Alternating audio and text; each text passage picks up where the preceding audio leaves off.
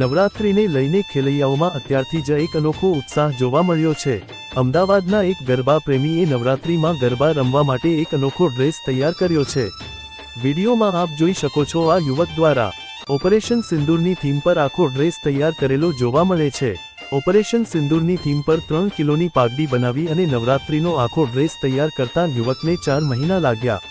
21 જેટલા ખેલૈયાઓ માટે ઓપરેશન સિંદૂર થીમના ડ્રેસ તૈયાર કર્યા છે। આ ડ્રેસની થીમમાં ઓપરેશન સિંદૂર પર ભાગ ભજવતા દરેક દેશભક્તો જોવા મળે છે।